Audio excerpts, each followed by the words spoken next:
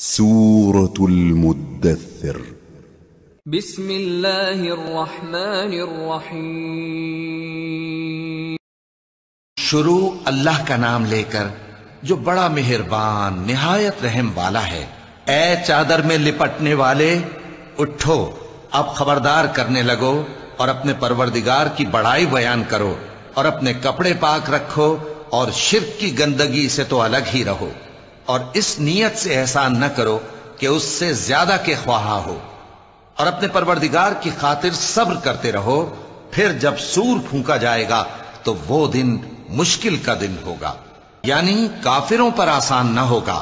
مجھے اس شخص سے سمجھ لینے دو جس کو میں نے اکیلا پیدا کیا، اور میں نے اس کو بہت سا مال دیا اور ہر وقت حاضر رہنے والے بیٹے دیے، اور اس کو ہر طرح کے سامان میں وسعت دی، پھر بھی لالچ رکھتا ہے کہ میں اسے اور زیادہ دوں۔ ایسا ہرگز نہیں ہوگا، یہ ہماری آیتوں کا بڑا مخالف رہا ہے۔ میں اسے ایک بڑی چڑھائی چڑھاؤں گا۔ اس نے غور و فکر کیا اور ایک بات ٹھہرا لی، یہ مارا جائے، اس نے کیسی تجویز کی، پھر یہ مارا جائے، اس نے یہ کیسی تجویز کی۔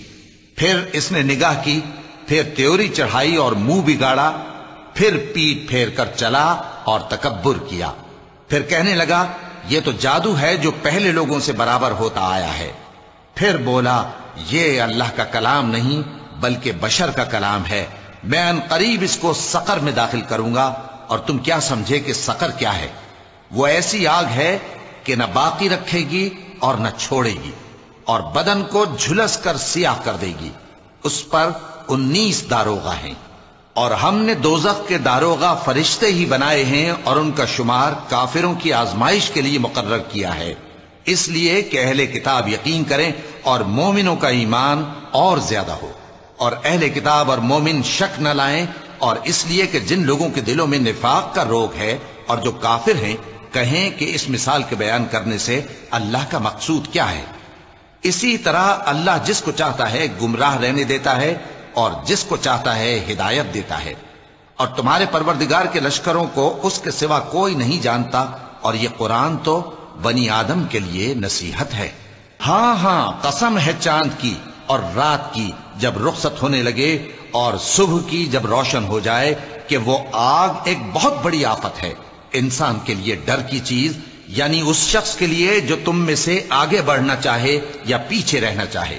ہر شخص اپنے کرتوتوں کے باعث گرفتار ہوگا، مگر داہنی طرف والے نیک لوگ جنتوں میں ہوں گے، اور پوچھتے ہوں گے یعنی آگ میں جلنے والے گناہگاروں سے کہ تم دوزخ میں کیوں پڑے؟ وہ جواب دیں گے کہ ہم نمازیوں میں شامل نہ ہوئے، اور نہ ہم فقیروں کو کھانا کھلاتے تھے، اور ہم بحث کرنے والوں کے ساتھ مل کر بحث کرتے تھے، اور روز جزا کو جھٹلاتے تھے، یہاں تک کہ ہمیں موت آ گئی۔ تو سفارش کرنے والوں کی سفارش ان کے حق میں کچھ فائدہ نہ دے گی۔ ان کو کیا ہوا ہے کہ نصیحت سے روگرداں ہو رہے ہیں، گویا گدھے ہیں کہ بدک جاتے ہیں جو شیر سے ڈر کر بھاگ جاتے ہیں۔ اصل یہ ہے کہ ان میں سے ہر شخص یہ چاہتا ہے کہ اس کے پاس کھلی ہوئی کتاب آئے، ایسا ہرگز نہیں ہوگا۔ حقیقت یہ ہے کہ ان کو آخرت کا خوف ہی نہیں۔ کچھ شک نہیں کہ یہ قرآن نصیحت ہے، تو جو چاہے اسے یاد رکھے، اور یاد بھی تبھی رکھیں گے جب اللہ چاہے۔ وہی اس لائق ہے کہ اس سے ڈرا جائے، اور وہی معاف کرنے والا ہے۔ صدق اللہ العظیم۔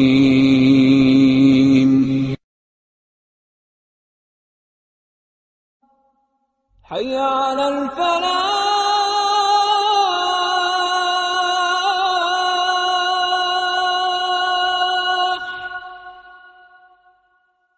حي على الفلاح۔